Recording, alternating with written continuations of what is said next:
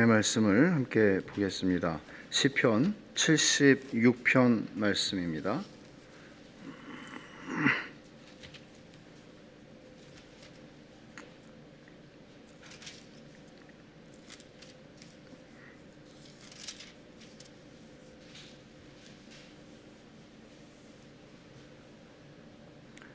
교독하겠습니다. 제가 표제와 1절을 읽겠습니다.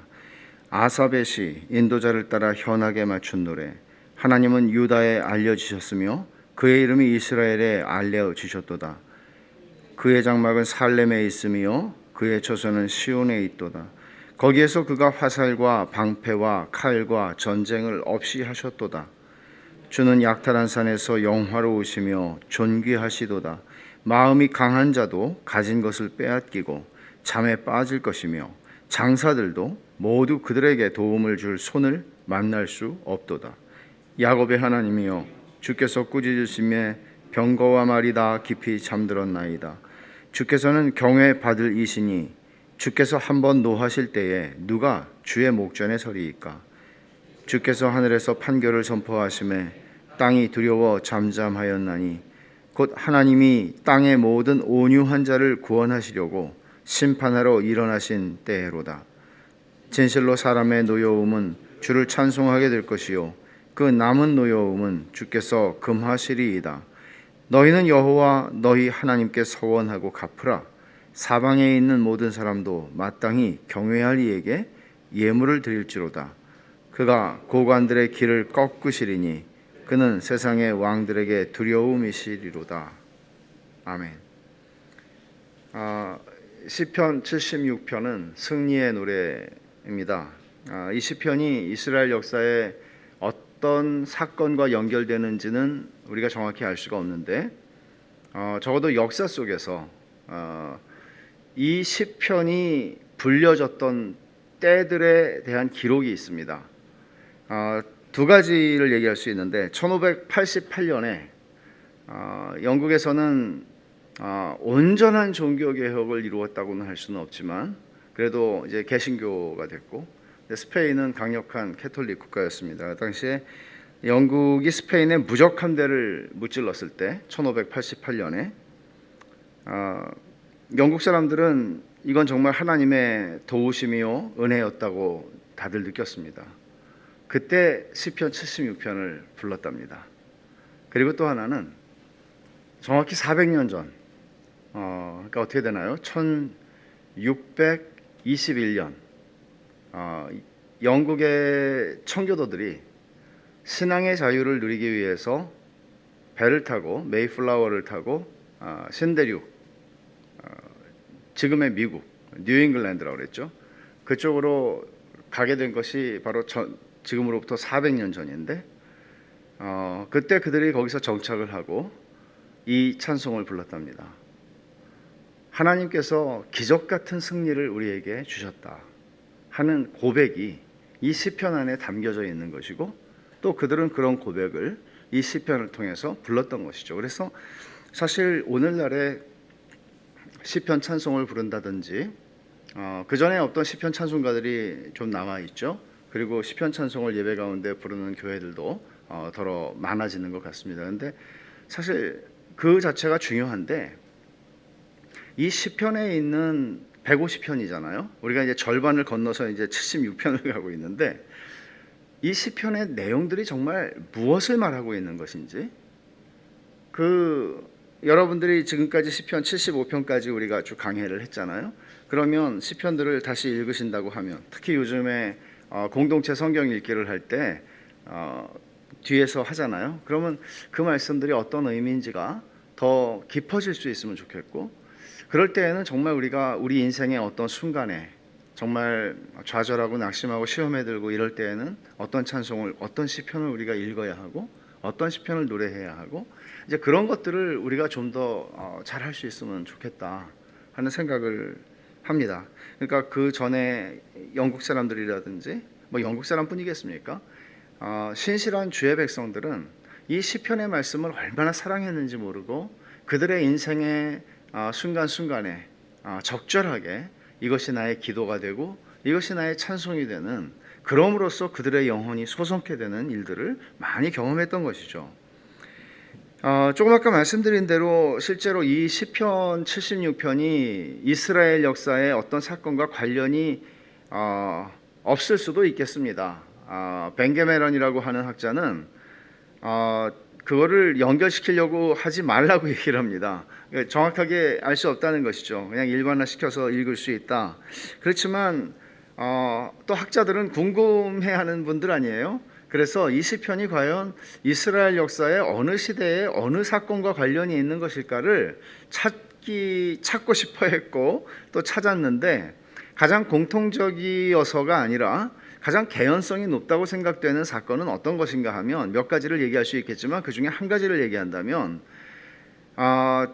우리가 봐도 참 이스라엘 역사에서 참 정말 어떻게 이렇게 비참할 수가 있나 싶은 한 대목이 있습니다. 그게 열왕기하 18장 19장에 나오는 이야기인데 아수르 왕 산헤립이 이제 한 20년 그러니까 주전 701년 히스기야 왕 때의 이야기입니다. 주전 701년이니까 20년 전에 북왕국 이스라엘이 아수르의 손에 완전히 멸망하였습니다. 그 여세를 몰아서 기세를 몰아서 이제 남왕국 유다로 침공해 들어와서 남왕국 유다의 주요 도시들을 다 점령해 버립니다. 그리고 이제 예루살렘이 남은 거죠. 그리고 예루살렘으로 산헤립이 자기의 부하 장수인 랍사게를 보내서 이제 군대와 함께 예루살렘을 포위하는 거죠. 그리고는 랍사게가 이스라엘 사람들이 들을 수 있는 히브리 방언으로 하나님을 모욕하고 하나님의 백성들을 모욕합니다. 그의 설교, 저는 랍사게가 한 게 일종의 설교라고 생각을 해요.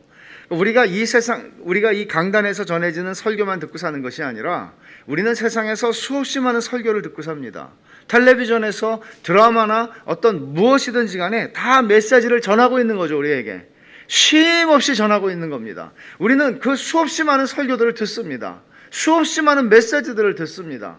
그 중에 정말 비참한 메시지가 랍사게가 한 그런 메시지였습니다. 이스라엘 백성들이 그 메시지를 듣고 절망하고 낙담하자 지도자들이 말하죠. 제발 우리 백성들이 알아들을 수 없는 말로 하라고. 우리 알아들을 수 있으니까. 근데 그렇게 하지 않습니다. 그게 히스기야 왕 14년 때의 일인데 히스기야는 어떻게 합니까? 하나님 앞에 나아갔습니다. 그리고 동시에 사람을 이사야 선지자에게 보냈습니다. 도움을 청했습니다. 그때 이사야 선지자가 두려워하지 말라는 말씀과 함께 이 말을 전해줍니다. 열왕기하 19장에 있는 말씀인데 내가 한 영을 그의 속에 두어 그는 왕입니다. 아수르 왕입니다. 그로 소문을 듣고 그의 본국으로 돌아가게 하고 또 그의 본국에서 그에게 칼에 죽게 하리라 하셨느니라. 결국 이사야 선지자의 말씀대로 아수르 왕 산헤립이 니느웨로 돌아가서 신하들의 손에 죽임을 당합니다.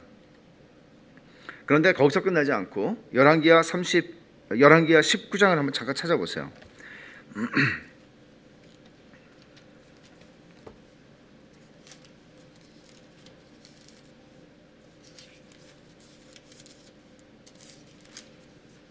35절을 한번 볼까요?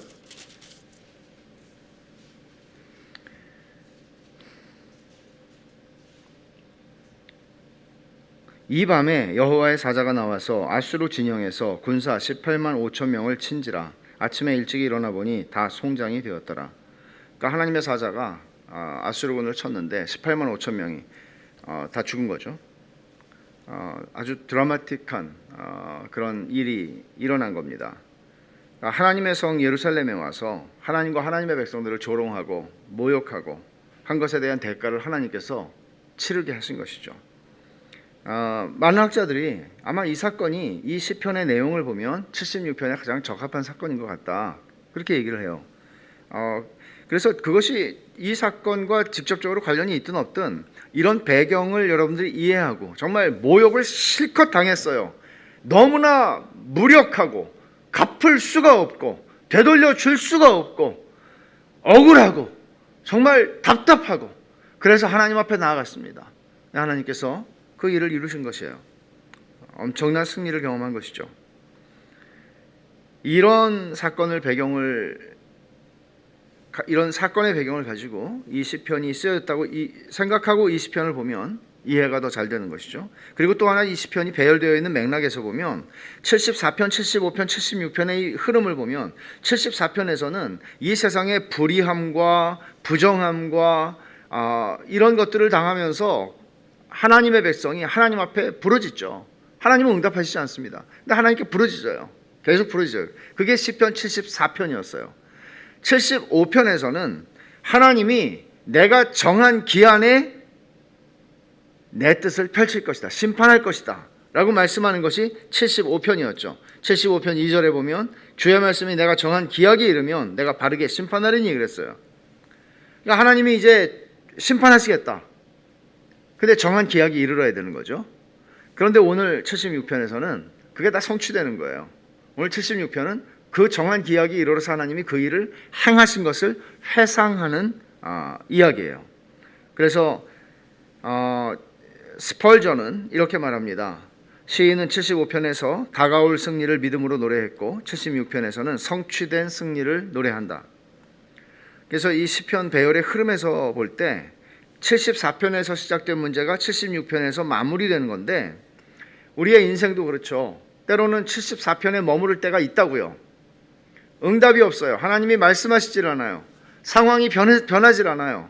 근데 하나님 앞에 계속 나아가는 거죠. 그럼 74편을 보면 하나님이 응답하시지 않는데도 하나님 앞에 계속해서 나아갔던 우리의 믿음의 선배를 생각하고 우리도 나아가는 거죠. 또 어떤 경우에는 우린 75편에 머무르기도 합니다. 우리의 삶의 정황이 75편은 어떤 것이죠? 하나님이 약속을 주세요. 근데 그 약속이 이루어지진 않았어야지. 그런 때에 머물기도 하죠. 그러나 우리가 기억해야 하는 것은 우리의 신앙의 상태가 어떤 상황들에 머무를 수는 있지만 우리의 궁극적인 확정된 미래는 뭔가 하면 76편에 있다는 거죠. 그것은 정말 드라마틱한 승리를 하나님이 이스라엘 백성들에게 주신 것이고 그 하나님의 승리에 동참하게 하신다는 것이에요. 오늘 아침인가요? 어제 아침인가요? 공동체 성경 읽기에서 시편 47편이 나왔는데 이 말씀을 한번 보십시오. 지존하신 여호와는 두려우시고 온 땅의 큰 왕이 되심이로다. 여호와께서 만민을 우리에게 나라들을 우리 발 아래에 복종하게 하시며 우리를 위하여 기업을 택하시나니 곧 사랑하신 야곱의 영화로다. 우리 발 아래 그들을 복종하게 하신다고 말씀하는데 이게 요한계시록에서도 말씀하고 있는 것이죠. 그러니까 1세기 말에 고난받던 이 하나님의 백성들, 신자들에게 요한계시록이 큰 위로가 되는 책이었던 것처럼 이 시편 76편 말씀은 구약의 고난받는 성도들에게 하나님께서 주시는 위로의 말씀이었던 것이죠. 그래서 칼빈이 이렇게 이 시편 76편을 가리켜서 말하는데 76편은 하나님께서 당신이 택하신 교회를 방어해 주시는 지속적인 돌봄이 어떤 의심이나 주저함도 없이 하나님의 보호하심의 영광을 돌리도록 신실한 백성을 독려하기 위해 기념되는 시편이다. 흔들리고 그럴 때 하나님이 자기 택하신 교회, 택하신 백성 보호하신다는 거 주저함 없이 이 말씀을 통해서 우리는 알게 되고 깨닫게 되고 확신을 얻게 되고 하나님께 나아갈 수 있게 된다. 그런 말씀이에요. 이제 본문을 좀 살펴보면 먼저 1절에서 3절을 보죠. 여기서는 하나님께서 무적의 용사, 천하무적의 용사로 등장을 하셔서 모든 전쟁을 그치게 하시는 거죠. 그 앞에 당할 자가 없으니까 하나님이 딱 등장을 하시니까 역사의 무대에 지금도 등장 안 하시는 건 아니죠. 그러나 섭리 가운데에서 하나님께서 이 세상을 움직이시지만 당신 자신의 존재를 이 세상 앞에 모두가 알 수 있도록 드러내시자 당할 자가 없는 것이죠. 그렇게 하나님은 당신 자신을 알리신다 하는 것이 1절부터 3절의 내용인데 1절에선 뭐라고 얘기를 합니까? 하나님은 유다에 알려주셨으며 그의 이름이 이스라엘에 알려주셨도다. 자기 백성에게 알려졌다는 거죠. 유다와 그 이스라엘의 자기 백성들에게. 이거는 그냥 자연 계시를 통해서 자연을 보고 창조자가 계시다 이런 차원의 이야기가 아니라 하나님께서는 특별한 방식으로 자기 백성들에게 계시하셨고 나타나셨고 하나님의 백성들에게 하나님이 누구신지를 드러내셨습니다. 그러니까 그것을 지금 말하는 것이죠. 그냥 막연하게 하나님을 아는 것이 아니라 하나님께서 당신의 율법을 주시고 말씀을 주시고 선지자들을 보내셔서 그들에게 말씀하셨단 말이에요. 그렇게 드러나셨어요. 그러나 그것만 말하는 게 아니죠. 역사 속에서 실제로 하나님은 그들에게 하나님이신 것을 경험하게 하셨다. 이제 그런 얘기를 이제 하려고 하는 거예요. 그래서 2절에 보면 그의 장막은 살렘에 있으며 그의 처소는 시온에 있도다 그랬어요. 살렘은 무엇이죠? 예루살렘의 축약형이기도 하고 예루살렘의 옛 이름입니다. 그래서 우리가 창세기 14장에 보면 멜기세덱이 나오잖아요. 멜기세덱이 누구라고 소개가 되죠? 살렘 왕이요. 그렇게 나오잖아요. 그리고 하나님의 영원한 제사장이다. 그 살렘이 예루살렘을 말하는 것이에요. 살렘이라는 거는 샬롬, 평화라고 하는 어원을 같이 가지고 있는 말이죠. 그의 처소는 시온에 있도다. 그러니까 지금 예루살렘에 있다 그렇게 말했고 하나님의 장막, 하나님의 처소가 또 시온에 있다. 시온은 성전산을 가리키는 말이죠. 성전이 세워진 그 산을 가리키지만 동시에 예루살렘을 가리키는 말이기도 합니다. 그러니까 말하자면 하나님이 이 성 예루살렘에 계신다. 지금 그 말을 하는 것이죠. 근데 우리말 번역에는 그게 번역이 되기가 참 어렵죠. 이 장막이라고 하는 말하고 처소라고 하는 이 말의 히브리 말이 둘 다 다른 곳에서는 짐승들이 사는 굴을 의미해요. 자, 예를 들어서 여기에 나와 있는 장막이라고 하는 말이 똑같은 말이 시편 9절을 보세요. 한번 시편 9절.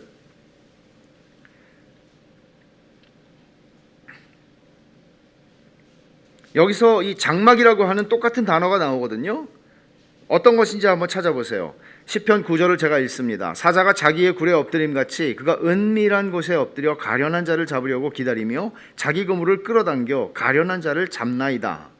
뭐죠? 굴입니다. 굴. 이 굴이 장막이라는 단어와 히브리 말은 같은 단어라는 거죠. 그러니까 지금 이 사자가 어떻게 있어요? 자기의 굴에 엎드려 있어요. 어떻게? 은밀한 곳에 엎드려 있다가 누군가가 이제 모르고 들어올 거 아니에요. 그러면 탁 덮친단 말이에요. 이제 그런 모습을 보여주는 것이에요. 또 여기 처소가 시온에 있도다 그렇게 말씀을 했는데 시편 104편을 잠깐 볼까요? 104편 22절입니다.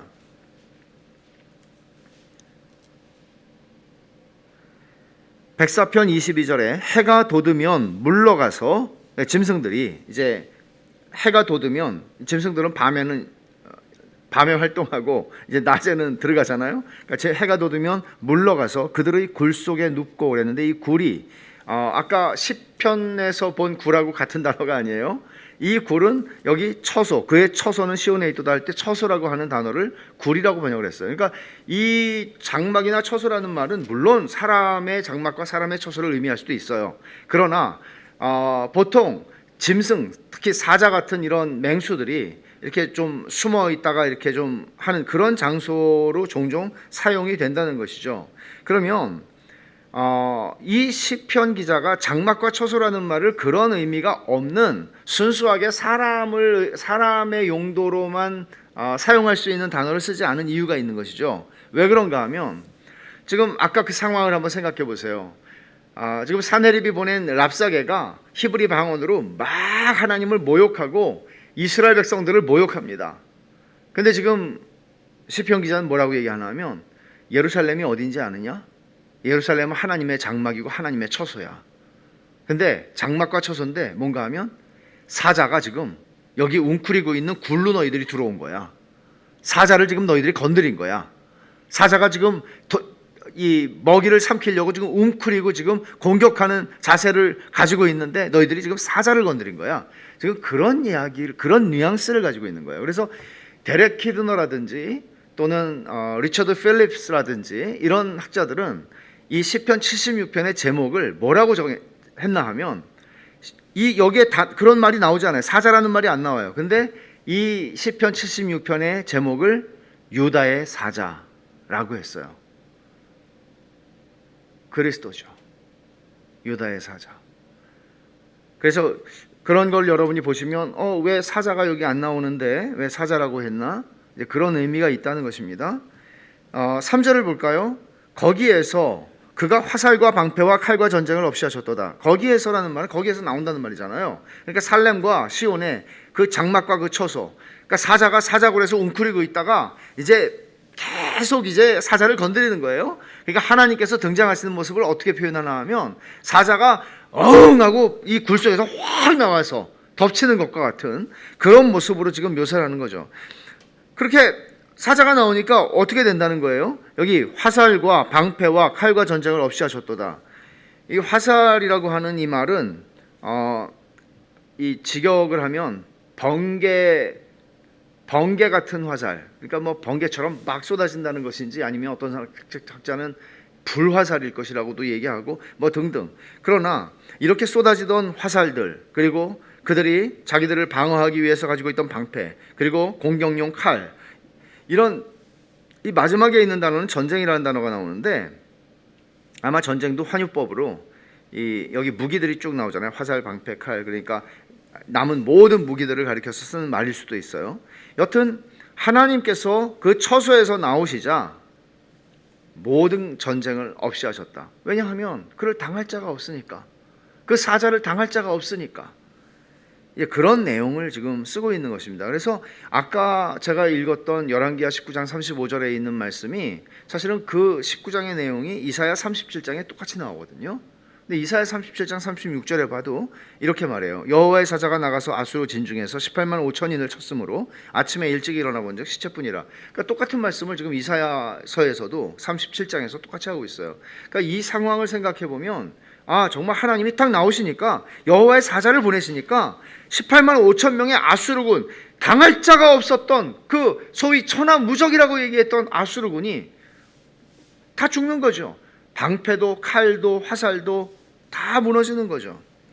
이제 시인이 그 내용을 구체적으로 4절부터 9절에서 설명을 합니다. 근데 4절부터 9절은 둘로 나눠지는데 4, 5, 6절은 과거를 회상하는 내용이에요. 그러니까 하나님이 이렇게 우리에게 승리를 주셨습니다 하는 내용이고, 7, 8, 9절은 뭔가 하면 이제 그런 승리를 주신 하나님을 신뢰하기 때문에 우리의 장래에도 하나님께서 이제 이런 일들을 행하실 것이라 하는 기대감, 믿음이 드러나 있는 말씀이에요. 그래서 4절부터 6절 먼저 보면 4절에 주는 약탈한 산에서 영화로우시며 존귀하시도다. 번역이 좀 어려운 말씀이에요, 이 구절이. 근데 이제 그래서 제가 몇 가지 이럴 때 이제 도움을 받을 수 있는 건 몇 가지 성경 번역을 살펴보는 것인데, 제가 소개를 좀 해드릴게요. 새 번역 성경은 어떻게 번역을 했나 하면 주님의 영광, 그 찬란함, 사냥거리 풍부한 저 산들보다 더 큽니다. 이 말씀은 주님의 그 찬란한 영광이 이 산보다 더 크다, 산과 비교를 하고 있는 것이에요. 이런 식으로 번역을 하는 것이 실제로 이제 비교급으로 되어 있기 때문에 ESV 성경이나 NIV 성경도 이런 비슷한 방식으로 번역을 하고 있어요. 그러니까 산이라고 하는 거는 웅장함, 영속성. 산은 여간해서 안 없어지잖아요. 백두산, 한라산 없어지겠어요? 여간해서 안 없어지죠. 그러니까 그런 웅장함, 영속성, 견고함, 이런 것들을 상징하는데 하나님은 그것과 비할 수 없는 분이다. 이제 이런 의미로 지금 쓰고 있다는 것이죠. 그래서 우리말 성경의 번역도 이렇습니다. 주께서는 눈부시게 빛나고 사냥감이 있는 산들보다 뛰어나십니다. 그러니까 산보다 뛰어나신 하나님이다, 그렇게 얘기를 하는 것이죠. 그러나 공동 번역은 영원한 산에서 오시는 분, 빛나고 힘차신 분, 이렇게 번역을 했고, 현대인의 성경도 비슷해요. 주님이여, 주께서는 영광스러우십니다. 주께서 저 원수들을 쳐부수시고 그 산에서 되돌아오시는 모습이 너무나 장엄하십니다. 그러니까 우리가 어떤 번역을 따르느냐 하는 것은 학자들에게 좀 맡겨두더라도 이 뉘앙스, 이 구절이 전하고자 하는 것, 하나님은 당할 자가 없는 산보다도 크신 하나님, 그런 얘기를 하고 있는 것이에요. 여기 여러분이 지금 들으시면서 굉장히 시적으로 번역을 했다, 눈부시게 빛나고라든지 빛나고 힘차신 분이라든지 이런 것들 말이죠. 실제로 여기 영화롭다는 말이 광채가 난다, 빛이 난다, 이런 직역하면 이렇게 표현하는 말이에요. 뭐 영광이 그렇잖아요. 빛날 영, 빛날 광이잖아요. 그러니까 그런 의미를 그대로 번역을 한 것이죠. 약탈한 산은 이제 사자가 나와서 다 사자의 먹이가 되었다. 이제 그런 의미로 이해하면 될 것 같아요. 5절과 6절을 보면 마음이 강한 자도 가진 것을 빼앗기고 잠에 빠질 것이며 장사들도 모두 그들에게 도움을 줄 손을 만날 수 없도다. 야곱의 하나님이여 주께서 꾸짖으심에 병거와 말이 다 깊이 잠들었나이다.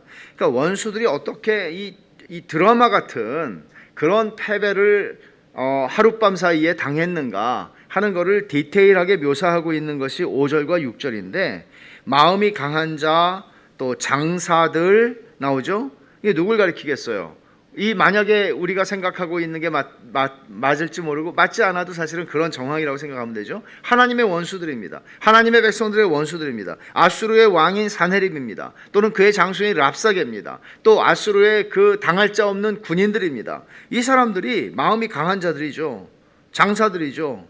근데 이 사람들이 하루아침에 18만 5천 명이 하룻밤 사이에 다 죽은 겁니다. 잠에 빠졌다라고 표현한 것은 완곡한 표현이죠. 죽었다는 표현입니다. 그리고 장사들도 그에게 도움을 줄 손을 만날 수 없도다. 어떻게 만날 수 있겠어요? 근데 이런 일들이 어떻게 일어나게 되었는가? 그것을 지금 뭐라고 얘기를 하나 하면 하반절에 6절 뒷부분에 주께서 꾸짖으심에 병거와 말이 다 깊이 잠들었나이다. 병거와 말이 다 죽은 거죠. 꾸짖으심에. 그러면 하나님이 꾸짖으시니까 이거예요. 하나님이 와서 뭐 싸우신 게 아니에요. 하나님이 그냥 이놈 하니까 싹 다 없어졌다는 거죠.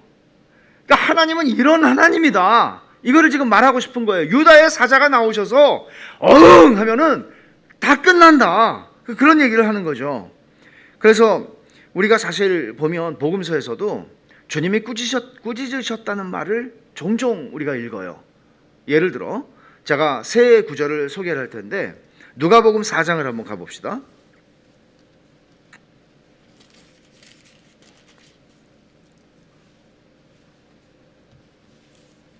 35절을 보죠.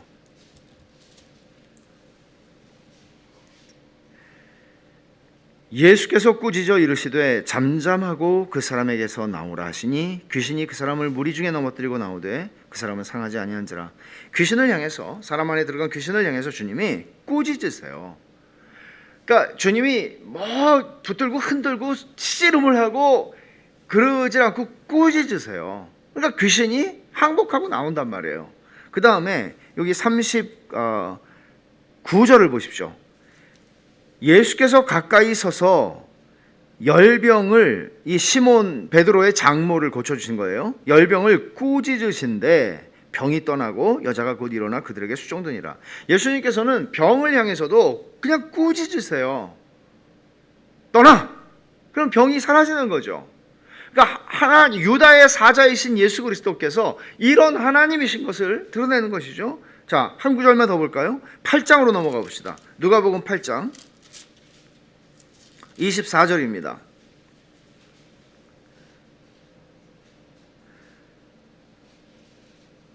갈릴리 호수를 건너가시려고 배를 타셨습니다. 주님이 주무십니다. 그런데 광풍이 붑니다.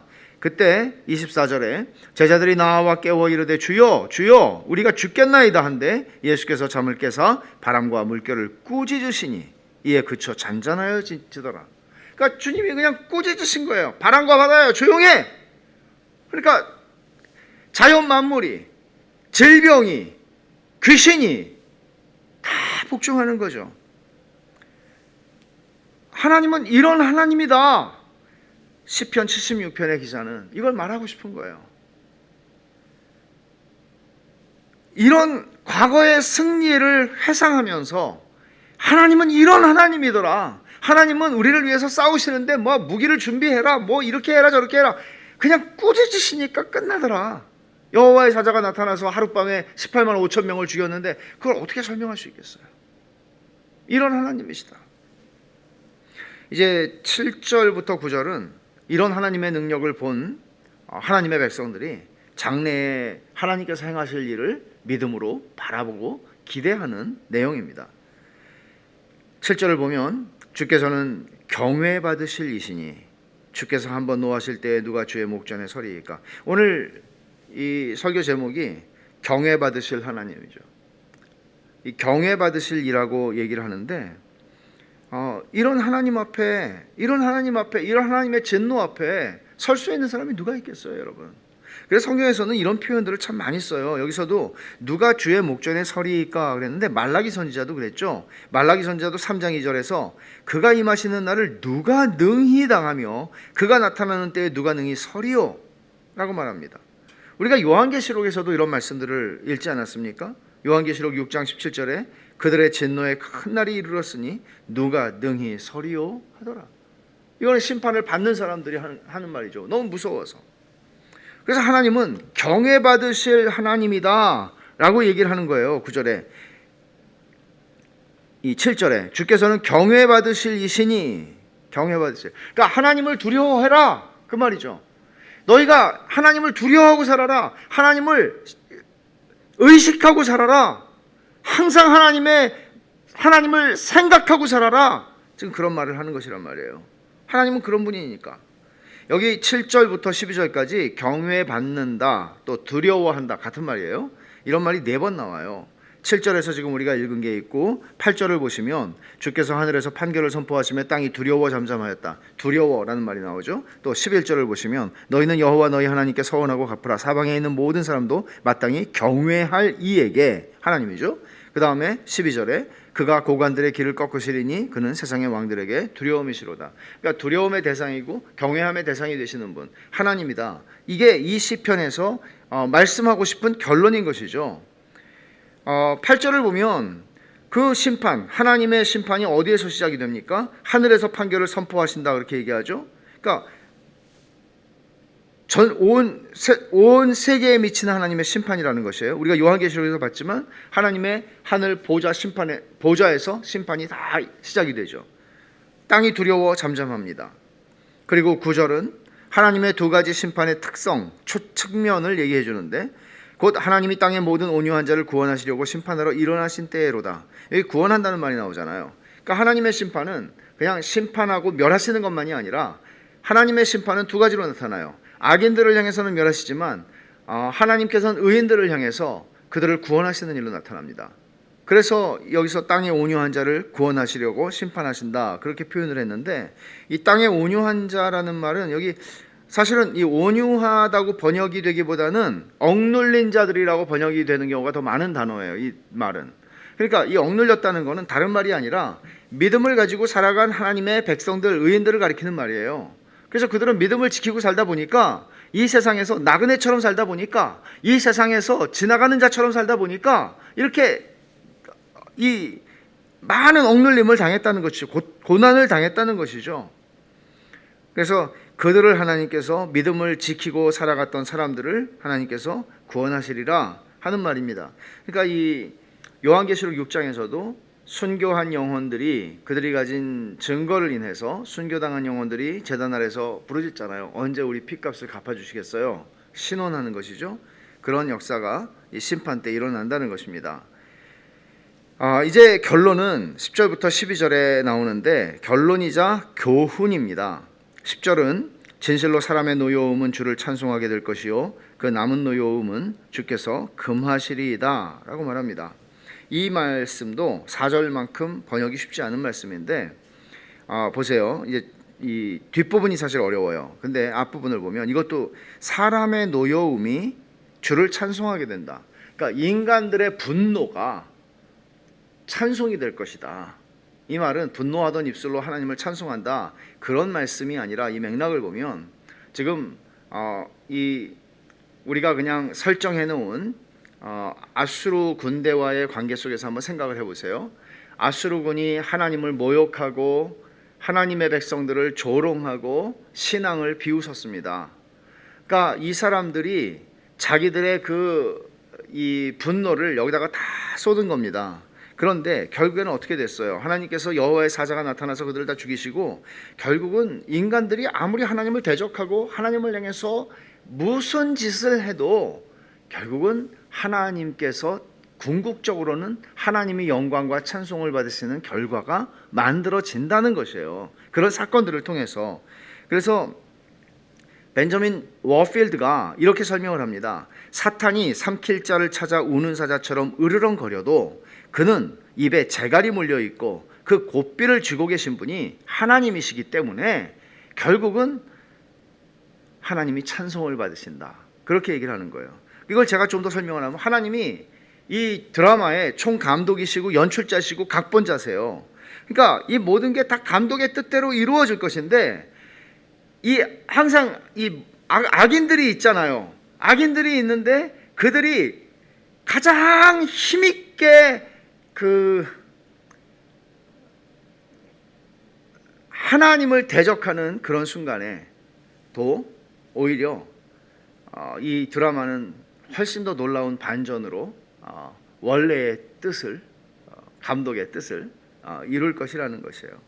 그러니까 페로운이라고 하는 사람은 이렇게 설명해요. 이거를 인간의 모든 분노, 하나님의 뜻을 무너뜨리려는 모든 시도는 결국 자신들의 패배와 하나님의 영광으로 인도할 뿐이다. 하나님은 형벌로 그들에게 부으실 진노의 저장고를 가지고 계신다. 다 같은 말이죠. 근데 이제 리처드 필립스라고 하는 사람은 훨씬 더 교훈적으로 이 말을 이렇게 씁니다. 그리스도인은 가장 격렬하고 악의적인 행동이 자신들을 향해 취해질 때에도, 그러니까 이게 우리가 관전을 하는 게 아니라 우리 자신들에게, 그리스도인인 나 자신에게 악인들이 아주 가장 강력하게 격렬하게 나를 악의적인 행동으로 조롱하고 모욕하고 짓밟을 때에도 이런 말이에요. 하나님의 주권적인 뜻의 지배를 받고 있고 이 모든 상황이 하나님의 전능한 능력이 하나님의 의도하신 목적을 정확하게 성취하기 위해서 역사하고 있다는 사실을 알아야 한다. 그러니까 여러분들이 예루살렘 거민들이 되고 사내립이 와서 우리를 그렇게 비난하고 그렇게 할지라도, 그런 일을 당할지라도 오히려 이 모든 상황들이 하나님이 주도하고 계시고 하나님의 의도하신 뜻을 이룰 것이다. 그런 말씀을 하고 있는 것인데, 이것은 로마서 8장에서 말씀한 것에 대한 설명일 뿐이죠. 우리가 알거니와 하나님을 사랑하는 자고 그 뜻대로 부르심을 입은 자들에게는 모든 것이 합력하여 선을 이룬다. 그렇지 않습니까? 더욱 놀라운 것은 시편 2편을 가보면, 시편 2편을 한번 볼까요?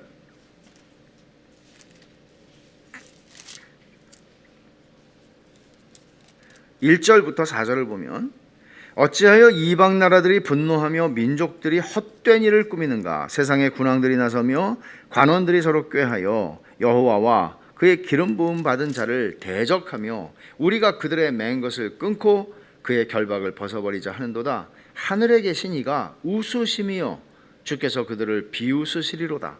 말하자면 예수님을 십자가에 못 박아 죽이겠다고 대제사장들과 바리새인들과 사두개인들과 이 유대인들과 로마의 총독과 로마의 군인들과 이들이 다 헤롯과 하나가 돼서 예수님을 십자가에 못 박았다고요. 근데 뭐라고 그러세요? 하나님께서 하나님의 뜻을 완전히 예수님을 십자가에 못 박아 죽임으로써 하나님의 뜻을 끊어버리려고 했지만 하나님께서는 하늘에 계신 이가 웃으심이여 주께서 그들을 비웃으시리로다. 결국에는 하나님의 영광을 드러내는 것은 십자가보다 더 하나님의 영광을 드러내는 것이 어디에 있습니까? 그러니까 이런 말씀들을 보면서 그리스도인이 세상을 살면서 이런 하나님을 생각하고 묵상하고 신뢰한다면 우리도 때로는 기가 막히게 힘든 상황 속에서 웃을 수도 있지 않을까. 너희들 그래 봐야 하나님의 찬송이, 하나님이 영광을 받으시는 결과가 일어나게 될 거야. 아주 기가 막히게. 그럴 수 있을 것 같아요. 하나님께서 우리 인생에서 그런 은혜를 좀 많이 맛보게 하셨으면 좋겠어요. 우리가 깊이 있는 교회라고 하는 말씀을 나누고 있는데 서로가 남남 같은 그저 교회에서 스쳐 지나가는 사람들. 어느 교회 다니세요? 베셜로. 저도 베셜로 교회인데 서로 몰랐네요. 우리 교회 1000명이 돼서 몰랐나? 100명밖에 안 돼. 이런 만남이 아니라 서로를 더 깊이 알아가고 그러면서 저분은 지금 이런 상황에서 어떻게 견딜 수 있을까? 기도를 하죠. 근데 견디는 정도가 아니라 정말 그런 상황 속에서 웃을 수 있을 만큼 하나님께서 은혜를 주시는 것들을 우리가 봐요. 그러면 여러분, 얼마나 공고한 사람들이 격려와 힘을 얻을까요? 그런 일들이 교회 안에서 늘 일어나야 되는 것이잖아요.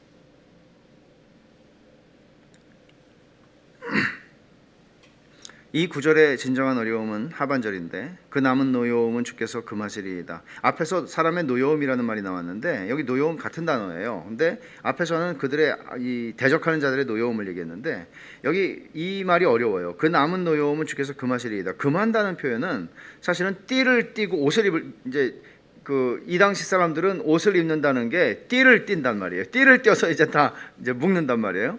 근데 띠를 띈다는 말이거든요. 이게 직역하면. 그러니까 주께서 띠를 띠신다. 그 남은 노여움은. 근데 이 의미도 그렇고 굉장히 어렵단 말이죠.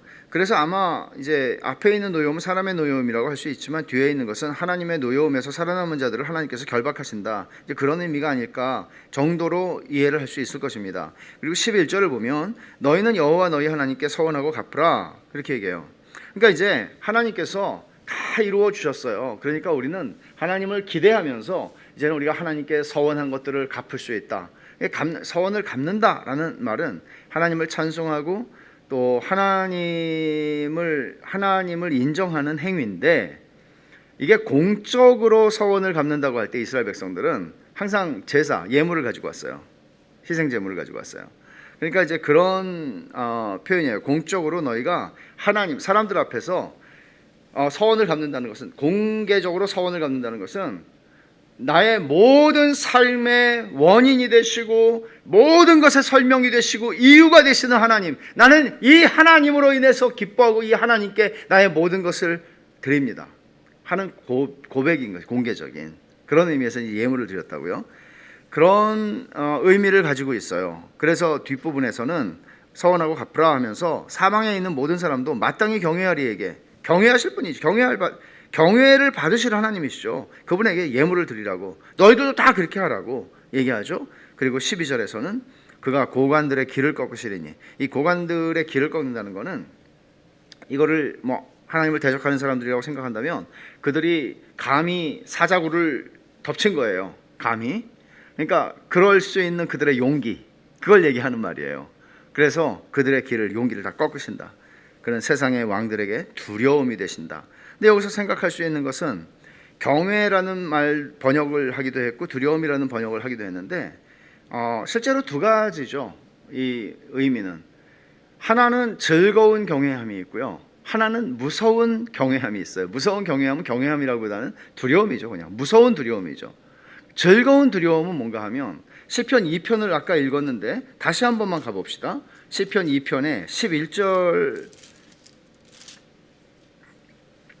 11절을 보시면 여호와를 경외함으로 섬기고 떨며 즐거워할지어다 그러죠. 여호와를 경외하는데 어떻게 즐거워한다는 말이 여기 같이 들어갈 수가 있어요? 이거는 성도들에게만 주어질 수 있는 특권이에요. 이 성도들이 하나님을 향해서 가지는 경외함은 두려움이에요. 동일해요. 두려움이에요. 그분을 항상 의식해야 돼요. 그런데 그 두려움은 무서운 두려움이 아니라 그것은 즐겁게 그분을 섬기고 싶은 두려움이다 하는 것이고, 그러나 이 뒤에 12절에서 얘기한, 오늘 본문 12절에서 얘기한 세상의 왕들에게 두려움이 되신다, 그 말은 그들에게는 그냥 무서운 두려움인 것이죠. 무서운 두려움인 것이죠. 강제적인 것이죠. 경외하는 것, 성도들이 하나님을 경외하는 것은 자발적인 것이지만 원수들이 하나님 앞에 무릎을 꿇게 되는 것은 강제적인 것이죠. 그럼 우리가 이 말씀을 정리하면 여러분, 예수님을 가리켜서 요한계시록에서 요한이 예수님을 처음 1장에서 물론 부활하신 예수님을 만나지만 이제 4장 5장으로 가서 하늘 보좌 환상에서 주님을 뵙는데 이제 이 일곱 인을 뗄 자가 누군가 하며 통곡하며 올 때 하나를 보게 되죠. 유다 지파의 사자가 있다. 근데 유다 지파의 사자를 보는데 안 보여요. 어린 양이 있어요. 죽임을 당한 것 같은 어린 양이 있어요. 그러니까 우리는 예수님이 죽임을 당하신 어린 양이다 하는 것을 늘 가지고 생각하죠. 그러나 사실 요한계시록에서 보여주는 것은 예수님은 죽임을 당한 어린 양이시지만 사자예요. 사실 오늘 이 말씀은 그런 얘기를 하는 거예요. 이제 19장에는 예수님께서 무적의 천하 무적의 용사로 나타나셔서 세상을 오늘 이 본문에서 보는 것과 같은 일이 일어나는 것을 보여줍니다. 이런 하나님을 우리가 믿는다는 것을 아는가? 그리스도께서 말씀하시기를 승천하시기 전에 마태복음 28장 마지막 부분에서 하늘과 땅의 모든 권세를 아버지께서 내게 주셨다. 하늘과 땅의 모든 권세를 아버지께서 내게 주셨다. 그분이 우리에게 말씀하시는 것이죠. 우리는 이 하나님 앞에 그저 너무 가벼움으로 나아가는 것은 아닌가? 마땅히 경외할 분으로 우리는 아는가? 내 삶의 모든 환경과 상황 속에서 나는 그분을 경외하며 그분을 따라가고 있나? 경외하며 경외받으실 하나님으로 우리는 그분을 인정하고 있나 하는 생각을 하게 됩니다. 우리가 인류 역사 속에서 참혹한 전쟁도 참 많았고 또 사람들을 정말 비참하게 만든 그런 재난, 재해들도 많이 역사 속에서 겪었습니다. 또 우리는 지금 바이러스에 의해서 온 세상이 지금 정신이 없습니다. 이런 속에서 우리는 심판의 참혹함도 보게 되지만 하나님의 절대 주권을 봐야 하는 것이잖아요. 우리는. 근데 이런 모든 일들 속에서 하나님은 우리에게 조금씩 가르치시는 게 있지 않을까요? 우리가 배워야 하는 것들.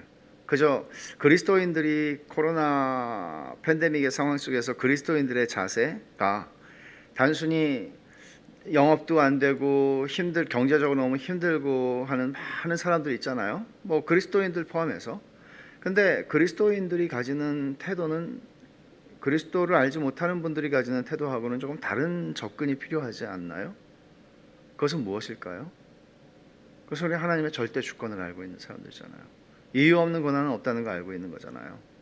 그럼 하나님께서 이때에 사람들의 교만을 꺾으시는 것도 있을 것이고 또는 교회를 하나님께서 새롭게 하시는 일도 있을 것이고 또는 나의 신앙을 하나님께서 새롭게 하시려고 하시는 우리의 신앙을 무너뜨리려고 하시는 건 아니잖아요. 우리의 신앙을 새롭게 하시고 우리를 돌아보게 하시고 뭔가 하나님께서 이 시기를 통해서 우리에게 가르치시는 것이 있는 것이죠. 그것을 배울 수 있으면 좋겠습니다. 왜냐하면 유다의 사자 같으신 하나님은 일어나서 한번 꾸짖으면 시몬의 장모의 열병이 꾸짖자 지나간 그런 정도가 아니라 그냥 주님이 그냥 후 꾸짖으실 필요도 후 하면 이 바이러스 다 없어질 거란 말이에요. 그런 하나님이라는 거죠. 그런 하나님을 경외하라는 거죠. 하나님의 주권을 이렇게 인식하고 살라는 거죠. 그래서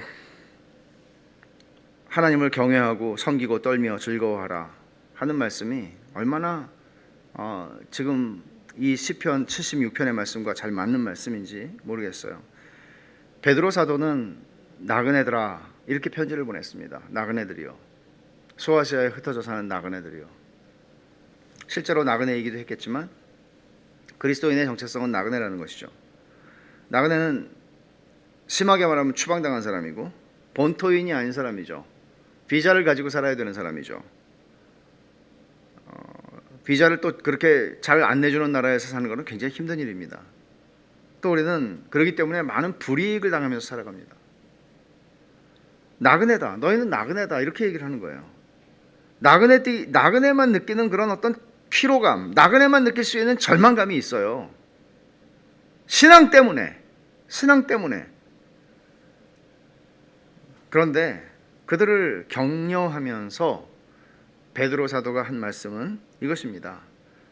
베드로전서 1장 17절에 외모로 보시지 않고 각 사람의 행위대로 심판하시는 일을 심판이라는 말을 쓰면서 심판하시는 일을 너희가 아버지라 부른즉 너희가 나그네로 있을 때를 두려움으로 지내라. 그 두려움은 막연한 두려움이 아닙니다. 하나님을 경외하고 살라는 것이죠. 잠언이 뭐라고 얘기합니까? 잠언 1장 7절에 뭐라고 그래요? 하나님을 경외하는 것이 지식의 근본이다. 지혜의 근본이다. 하나님을 경외하지 않으면 PhD를 2개, 3개를 가지고 있은들 어리석은 부자와 조금도 다르지 않은 것이죠. 세상에 현인이라고 할지라도 그것은 무지한 어리석음일 뿐입니다. 하나님을 경외하는 것, 하나님은 경외를 받으실 하나님인 것을 안다는 것, 이게 얼마나 큰 축복인지 몰라요. 하나님을 경외하고 사는 것이 지혜요 생명의 길이다. 하나님은 그런 하나님이시다.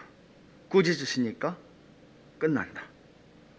이런 하나님을 섬기고 이런 하나님을 경외하는 하나님의 백성들은 얼마나 복된 자들인가. 오늘 이 시편 76편은 그렇게 말씀합니다. 기도하십시다. 하나님 아버지 감사합니다. 저희들이 살면서 마음이 답답하고 또 눌리고 무력감에 쌓이고 이럴 때들이 참 많습니다. 하지만 이 말씀을 보면 우리 하나님 아버지께서는 그냥 나오셔서 꾸짖으시면 모든 것이 다 사라질 것이고, 심지어 인간의 분노조차도 하나님께는 찬송이 되게 만드실 것이고, 저희들이 지금 어떤 일을 당하고 있을지라도 하나님께서 이것을 다 갚으시는 하나님이신 것을 이 말씀을 통해서 보며 용기와 믿음을 얻습니다. 하나님 아버지, 지금 코로나뿐만 아니라 이런저런 일들로 인해서 지쳐있고 마음이 상해있고 무력감에 붙잡혀 있는 사랑하는 주의 자녀들을 이 말씀으로 위로하시고 격려하시고 용기를 더하시고 새 힘을 더해 주시기를 원합니다. 하나님 아버지, 저희의 인생에서 그런 일을 당할 때 이 말씀을 통해서 유다의 사자이신 예수 그리스도를 바라보고 다시 힘을 얻는 저희의 삶이 되게 해 주시옵소서. 하나님 아버지, 하나님은 그런 하나님이셔서 참 감사합니다.